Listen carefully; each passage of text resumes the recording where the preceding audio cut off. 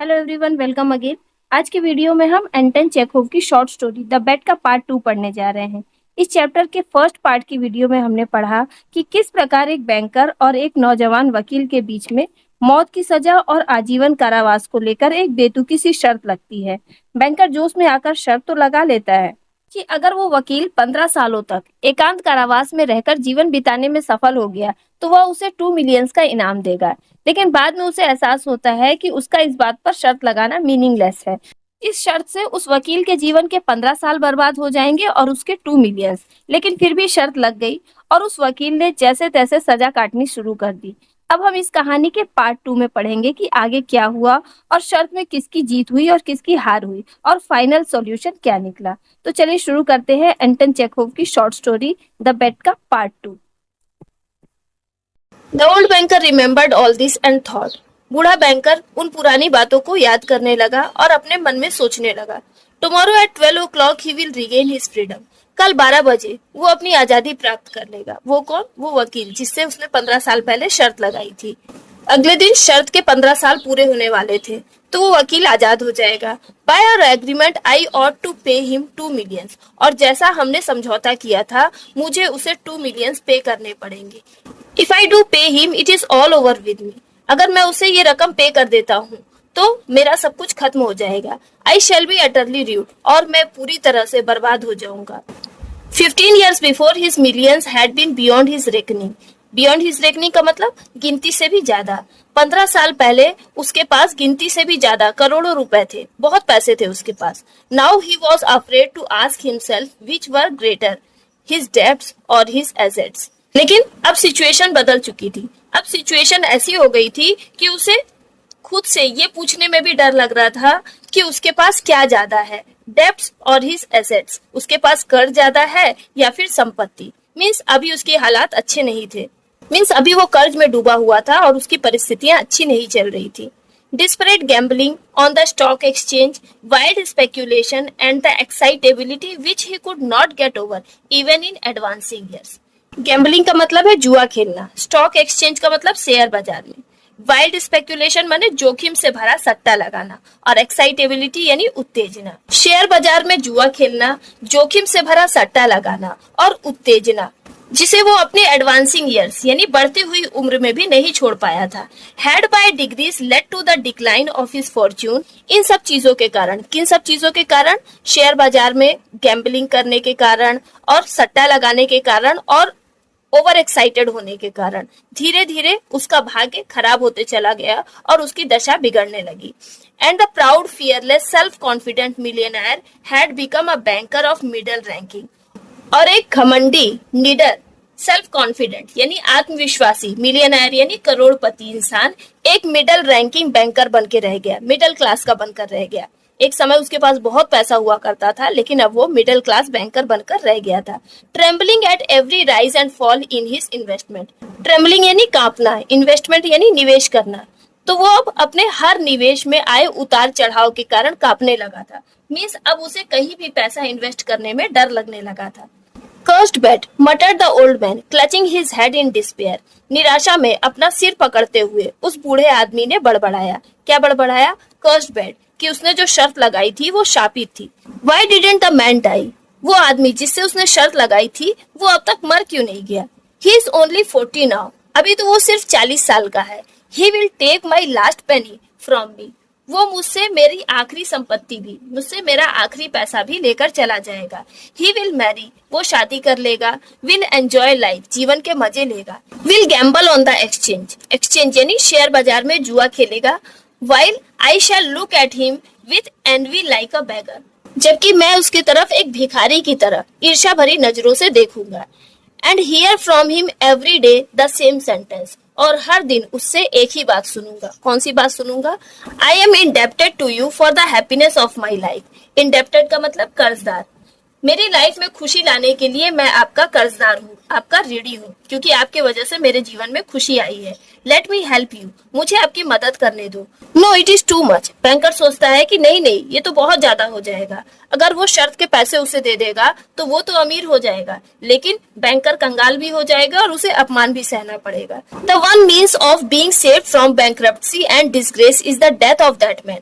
Bankruptcy माने दिवाला निकल जाना यानी कंगाल हो जाना, डिसग्रेस यानी अपमान। बैंकर डिसाइड करता है कि कंगाल होने और अपमान से बचने का उसके पास एक ही रास्ता है, वो है उस आदमी की मौत। मीन्स वो उस वकील को मारने का प्लान बनाता है। It struck 3 o'clock, the banker listen. Banker ने घड़ी की आवाज सुनी। रात के 3 बज रहे थे। Everyone was asleep in the house, घर में सभी लोग सो रहे थे।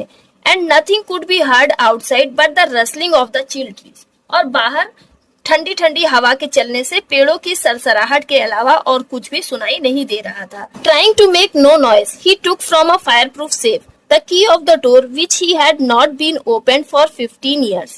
कोई आवाज ना निकालने की कोशिश करते हुए उसने अपने फायर प्रूफ तिजोरी से एक चाबी निकाली। वो उस दरवाजे की चाबी थी जो दरवाजा पिछले 15 सालों से खुला नहीं था। Put on his overcoat and went out of the house। उसने अपना ओवरकोट पहना और घर से बाहर निकल गया। It was dark and cold in the garden। बगीचे में अंधेरा और ठंडक थी। Rain was falling। बारिश हो रही थी। A damp cutting wind was racing about the garden, howling and giving the trees no rest। Damp cutting wind माने नमी से भरी तेज हवा। गार्डन में नमी से भरी हुई तेज हवा चल रही थी जो कि शोर मचा रही थी। हाउलिंग यानी शोर मचाना, शोर मचा रही थी और पेड़ों को लगातार हिला रही थी जिसके कारण पेड़ रेस्ट नहीं कर पा रहे थे। The banker strained his eyes but could see neither the earth nor the white statues nor the lodge nor the trees.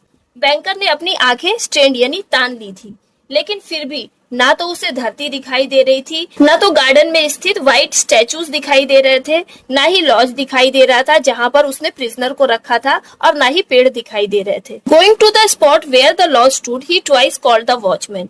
जहां पर लॉज था उस स्थान पर वो गया और उसने वॉचमैन को 2 बार आवाज दी। नो आंसर फॉलोड, उसे कोई उत्तर नहीं मिला। Evidently the watchman had sought shelter from the weather and was now asleep somewhere either in the kitchen or in the greenhouse। Evidently यानी जाहिर था कि वॉचमैन खराब वेदर से बचने के लिए या तो किचन या तो ग्रीन हाउस में कहीं शरण लेकर सो गया था। मीन्स मौसम बहुत खराब था, इसलिए हो सकता है कि वॉचमैन कहीं जाकर सो गया था। If I had the pluck to carry out my intention thought the old man, suspicion would fall first upon the watchman. वो बूढ़ा आदमी सोचता है कि यदि मैं अपने इंटेंशन यानी अपने इरादे को पूरे करने का साहस जुटा लूं। उसका इंटेंशन क्या था? उस वकील की हत्या करना। मीन्स वो अगर उस वकील की हत्या करने का इरादा बना ले तो सस्पिशन यानी शक, सबसे पहला शक वॉचमैन पे जाएगा। कोई उसके ऊपर शक नहीं करेगा बल्कि वॉचमैन के ऊपर शक करेगा। He felt in the darkness for the steps and the door। उसने अंधकार में सीढ़ियों तथा दरवाजे को महसूस किया।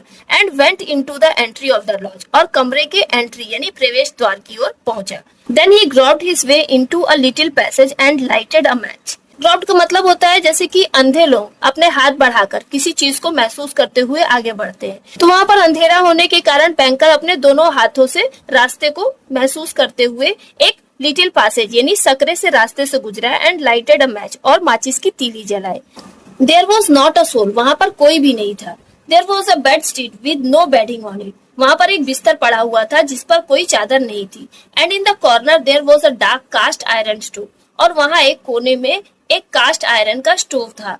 The seals on the door leading to the prisoner's room were intact. Intact यानी वैसे ही, उस प्रिजनर के कमरे के दरवाजे की सील्स वैसी ही थी जैसे कि 15 साल पहले जब उसने दरवाजे को लॉक किया था तब थी। When the match went out, जब माचिस की तीली बुझ गई, the old man trembling with emotion peeped through the little window। peeped यानी झांकना। वो बूढ़ा आदमी उत्तेजना के कारण कांपता हुआ उस छोटी सी खिड़की से अंदर झांका। A candle was burning dimly in the prisoner's room। उसने खिड़की से झांककर क्या देखा कि उस प्रिजनर के रूम में एक मोमबत्ती डिमली बहुत ही हल्के प्रकाश के साथ जल रही थी। He was sitting at the table। और वो आदमी कहाँ बैठा था? टेबल के सामने बैठा था। Nothing could be seen but his back, the hair on his head and his hands। और उस खिड़की से उसे कुछ भी दिखाई नहीं दे रहा था। सिर्फ क्या दिखाई दे रहा था? उस प्रिजनर की पीठ दिखाई दे रही थी, उसके सिर पर उसके बाल दिखाई दे रहे थे और उसके हाथ दिखाई दे रहे थे। Open books were lying on the table, on the two easy chairs and on the carpet near the table. और कुछ खुली किताबें थी जो कि जहां तहां बिखरी हुई थी। कहां पर? कुछ टेबल पर पड़ी थी, कुछ टू इजी चेयर्स पर पड़ी थी और कुछ टेबल के पास कारपेट पे पड़ी थी। 5 minutes passed and the prisoner did not once tire. 5 minute बीत गए थे और वो कैदी एक बार भी हिला डुला नहीं था। 15 years imprisonment had taught him to sit still. 15 साल के कारावास ने उसे बिना हिले डुले एक जगह पर बैठे रहना सिखा दिया था। The banker tapped at the window with his finger. Banker ने पहले तो खिड़की पर अपनी उंगलियों से टैप किया यानी दस्तक दी. And the prisoner made no movement whatever in response. लेकिन प्रिजनर ने रिस्पॉन्स में कोई हरकत नहीं की. Then the banker cautiously broke the seals of the door. और तब बैंकर ने बड़ी ही सावधानी से दरवाजे की सील्स को तोड़ दिया and put the key in the key whole. और की होल में चाबी को डाला. The rusty lock gave a grating sound and the door creaked. दरवाजा 15 सालों से नहीं खुला था, इस कारण ताले में जंग लग गई थी. इसलिए जब बैंकर ने ताले में चाबी लगाई तो ताले से एक ग्रेटिंग साउंड यानी कर्कश सी आवाज सुनाई पड़ी और दरवाजे के क्रीक यानी चरमराने की आवाज भी सुनाई पड़ी. The banker expected to hear at once footstep and a cry of astonishment. Banker को उम्मीद थी कि दरवाजा खोलने के कारण जो आवाज होगी उससे प्रिजनर आश्चर्य के कारण चीखेगा और उसके कदमों की आवाज सुनाई पड़ेगी. But 3 minutes pass and it was as quiet as ever in the room. लेकिन 3 मिनट बीत गए थे और अभी भी कमरे में पहले जैसी ही शांति थी. He made up his mind to go in. Banker ने मन बना लिया कि वो अंदर जाएगा. At the table a man unlike ordinary people was sitting motionless. Banker जब अंदर गया तो उसने देखा कि टेबल के सामने एक आदमी जो कि सामान्य इंसानों से अलग लग रहा था, मोशनलेस यानी बिना हिले डुले बेसुध सा बैठा हुआ है. He was a skeleton. उसका शरीर कंकाल के जैसा हो गया था. With the skin drawn tight over his bones. उसकी स्किन हड्डियों पर कसी हुई थी. With long curls like a woman's and a shaggy beard. औरतों के जैसे लंबे घुंघराले बाल थे और शैगी यानी झबरीली दाढ़ी थी. His face was yellow with an earthy tint in it. उसका चेहरा earthy tint यानी मिट्टी के रंग की तरह पीला पड़ गया था. His cheeks were hollow और उसके गाल धंस गए थे. His back long and narrow. उसकी पीठ लंबी और सकरी हो गई थी. And the hand on which his shaggy head was propped was so thin and delicate that it was dreadful to look at it. और जिस हाथ पर उसने अपना झबरीला सिर टिका रखा था वो हाथ इतना पतला और नाजुक लग रहा था जिसे देखना भी बड़ा ही ड्रेडफुल यानी भयानक लग रहा था. His hair was already streaked with silver. उसके बालों पर पहले से ही चांदी की लकीरें खींच गई थी. मीन्स उसके ज्यादातर बाल सफेद हो चुके थे. And seeing his emaciated, aged looking face. और उसका चेहरा देखने में कैसा लग रहा था? Emaciated means कमजोर और बूढ़ा लग रहा था. No one would have believed that he was only 40. उसे देखकर कोई नहीं कह सकता था कि वो सिर्फ 40 साल का है. He was asleep. वो सोया हुआ था. In front of his bowed head, there lay on the table a sheet of paper on which there was something written in fine handwriting. उसके bowed head यानी झुके हुए सिर के सामने टेबल पर कागज की एक शीट पड़ी थी जिस पर बहुत ही फाइन हैंडराइटिंग में अच्छी हैंडराइटिंग में कुछ लिखा हुआ था. Poor creature thought the banker. उसे इस हालत में सोया हुआ देखकर बैंकर अपने मन में सोचता है, बेचारा प्राणी. He is asleep and most likely dreaming of the millions. वो सोया हुआ है और शायद वो करोड़ों मिलने के सपने देख रहा है. And I have only to take this half dead man. और इसे मारने के लिए मुझे ज्यादा मेहनत नहीं करनी होगी. मुझे सिर्फ इस half dead man यानी अधमरे आदमी को पकड़ना है. Throw him on the bed. बिस्तर पर गिरा देना है. Stifle him a little with the pillow. और तकिए से थोड़ा दबाकर स्टिफल यानी उसका गला घोट देना है और वो मर जाएगा.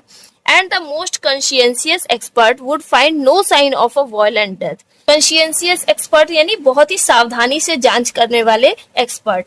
और बहुत ही ज्यादा सावधानी से जांच करने वाले एक्सपर्ट भी इस वायलेंट डेथ यानी हिंसात्मक मौत का पता नहीं लगा पाएंगे. मीन्स बड़े से बड़े एक्सपर्ट भी आ जाएंगे तो उन्हें ये नहीं पता चल पाएगा कि उसकी हत्या कैसे हुई. But let us first read what he has written here. लेकिन चलो पहले पढ़ लेते हैं कि उसने उस पेपर में लिखा क्या है जो कि टेबल पर रखा हुआ था.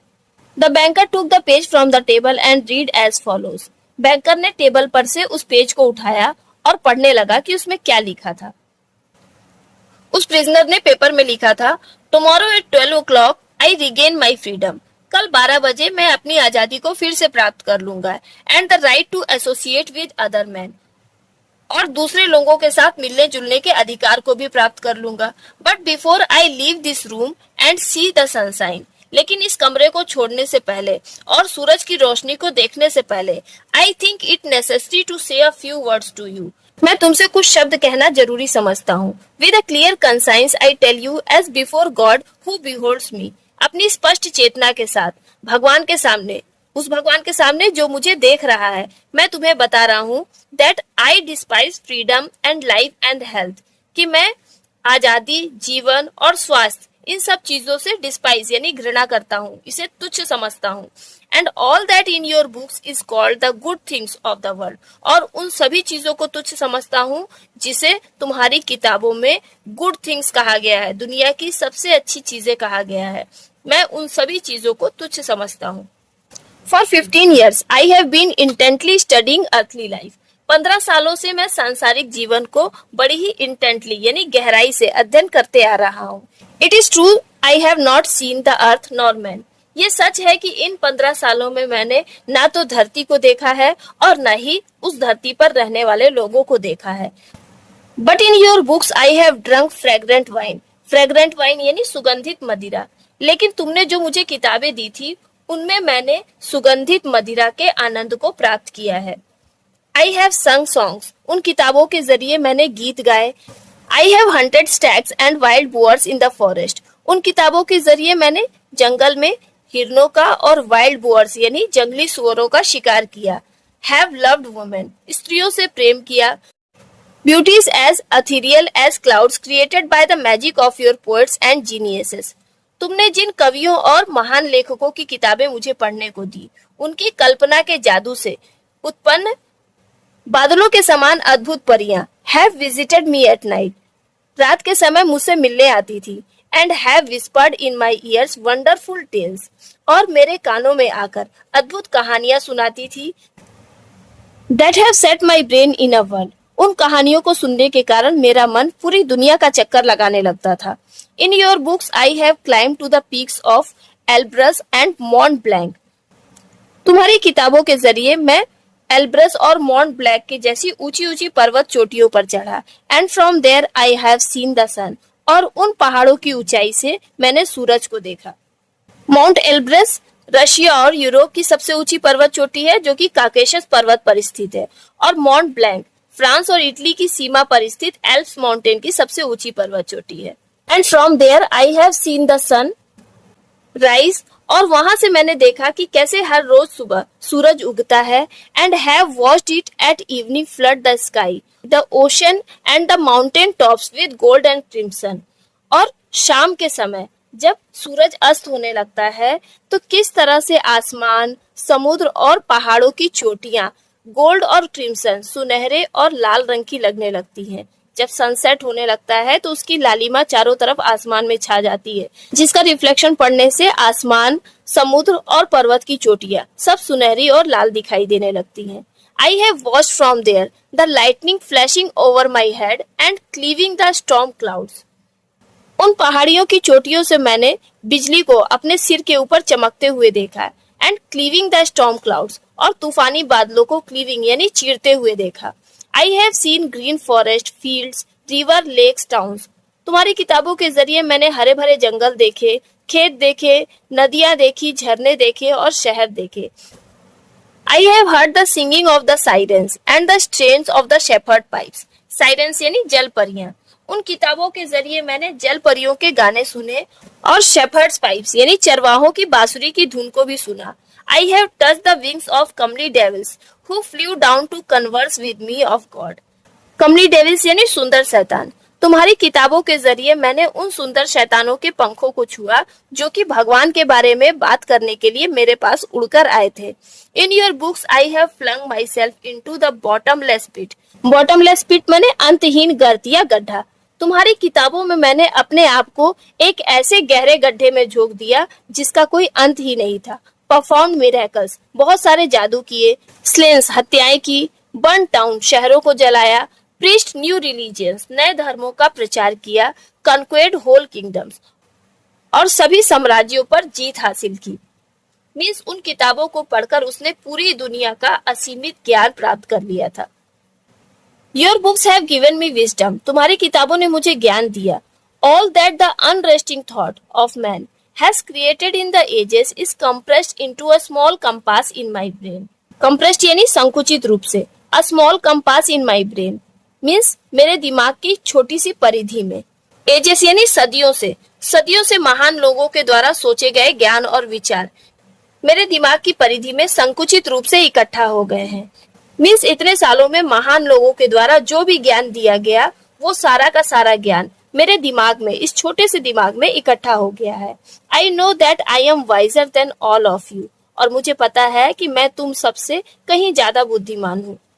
आई डिस्पाइज योर बुक्स, मैं तुम्हारी किताबों को तुच्छ समझता हूँ। I despise wisdom and the blessings of this world, मैं ज्ञान को और इस दुनिया की ब्लेसिंग्स यानी सारी खुशियों को भी तुच्छ समझता हूँ। It is all worthless, fleeting, illusory and deceptive like a mirage, ये सब वर्थलेस यानी बेकार है, फ्लीटिंग यानी क्षण भंगुर या जल्द ही नष्ट हो जाने वाला है, इल्यूजरी यानी भ्रामक है, and deceptive like a mirage, और मिराज यानी मृग तृष्णा की तरह डिसेप्टिव यानी धोखे से भरा हुआ है।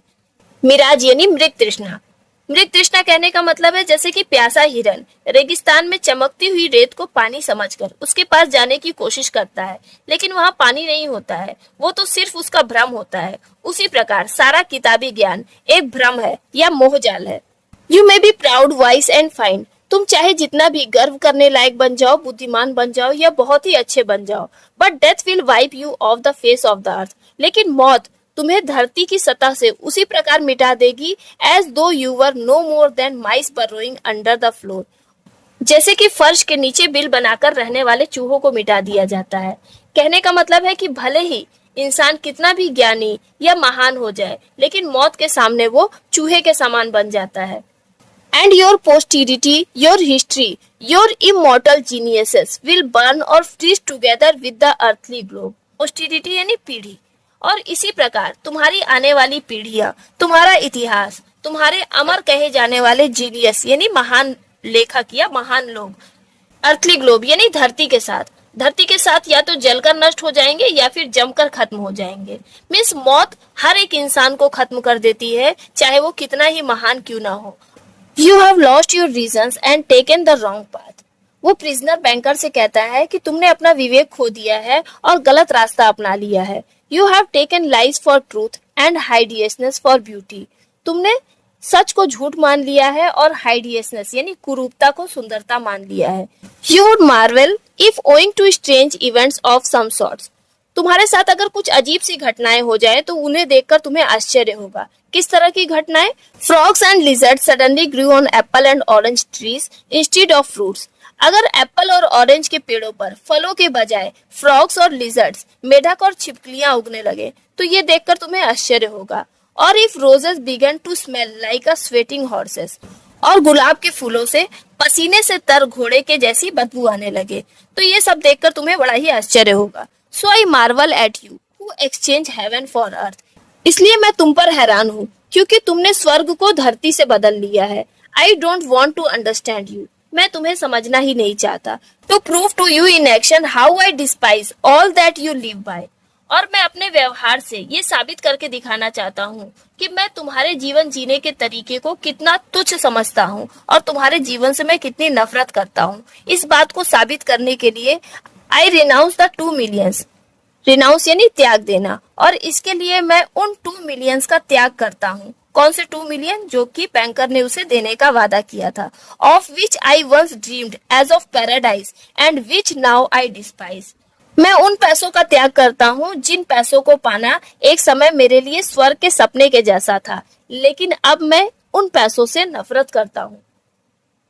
To deprive myself of the right to the money I shall go out from here 5 hours before the time, और उन पैसों से अपने अधिकार को खत्म करने के लिए मैं निर्धारित समय से 5 घंटे पहले ही यहाँ से चला जाऊंगा। And so break the compact, और इस तरह से मैं उस समझौते का उल्लंघन करूंगा जो कि हमारे बीच 15 साल पहले हुआ था। When the banker had read this, he laid the page on the table. जब बैंकर ने ये सारी बातें पढ़ी तो उसने पेज को टेबल पर रख दिया। Kiss the strange man on the head. उस अजीब से दिखने वाले आदमी के सिर को चूमा and went out of the lodge weeping. और रोते हुए उसके कमरे से बाहर चला गया। At no other time, even when he had lost heavily on the stock exchange, had he felt so great contempt for himself. इससे पहले उसे अपने आप से इतनी कंटेम्प्ट यानी इतनी नफरत नहीं हुई थी जितनी कि आज हो रही थी। यहाँ तक कि जब वो स्टॉक एक्सचेंज यानी शेयर बाजार में उसने पैसा लगाया था और उसे भारी नुकसान का सामना करना पड़ा था, तो भी उसे खुद से इतनी नफरत नहीं हुई थी जितनी नफरत वो आज महसूस कर रहा था। When he got home, he lay on his bed. जब वो अपने घर पहुंचा तो अपने बिस्तर पर जाकर लेट गया। But his tears and emotions kept him for hours from sleeping. लेकिन उसके आंखों से निकलने वाले आंसू और उसकी भावनाओं ने उसे कई घंटों तक सोने नहीं दिया। Next morning the watchman ran in with pale faces and told him. अगली सुबह चौकीदार घबराए हुए चेहरे के साथ उसके पास दौड़ते हुए आए और उन्होंने उसे बताया। क्या बताया? They had seen the man who lived in the lodge climbed out of the window into the garden, go to the gate and disappear. उन्होंने बताया कि उन्होंने देखा कि वो आदमी जो कि इतने सालों से उस लॉज में रह रहा था, वो खिड़की से होकर गार्डन में कूद गया, दरवाजे की तरफ गया और फिर डिसअपीयर यानी गायब हो गया। The banker went at once with the servants to the lodge and made sure of the flight of his prisoner. Banker तुरंत नौकरों के साथ उस लॉज में गया और प्रिजनर के भाग जाने की पुष्टि की। To avoid arousing unnecessary talk यानी अनावश्यक बातें, अनावश्यक चर्चाओं से बचने के लिए he took from the table the writing in which the millions were renounced. Banker ने उस लिखित पत्र को उठा लिया जिसमें वकील ने करोड़ों की संपत्ति को छोड़कर जाने की बात कही थी। And when he got home, locked it up in the fireproof safe. और घर जाकर उस लेटर को उसने फायर प्रूफ सेफ यानी अग्निरोधक तिजोरी में रख दिया और लॉक कर दिया। तो इस तरह से कहानी के अंत में अगर बाहरी रूप से देखा जाए तो बैंकर ने शर्त जीती, क्योंकि वो वकील 15 साल पूरा होने के कुछ घंटे पहले ही इम्प्रिजनमेंट से भाग गया था। लेकिन अगर असलियत में देखा जाए तो वकील ने शर्त जीती, क्योंकि उन 15 सालों में उसने किताबों के जरिए ज्ञान, दर्शन और जीवन के सही अर्थ को समझ लिया था। उसे ये ज्ञान हो गया था कि दुनिया भर की दौलत, ऐशो आराम और सुख सब कुछ बेकार है। ये बात बैंकर को समझाने के लिए उसने जानबूझकर शर्त तोड़ी और उन पैसों का त्याग कर दिया जो उसे कुछ घंटों के बाद ही मिलने वाले थे और जिनको पाकर उसका पूरा जीवन ही बदल जाने वाला था। तो यहीं पर एंटन चेखोव की शॉर्ट स्टोरी द बेट का फाइनल पार्ट खत्म होता है। उम्मीद करती हूँ कि आप इस कहानी को अच्छी तरह से समझ गए होंगे और ये कहानी आपको बहुत पसंद भी आई होगी।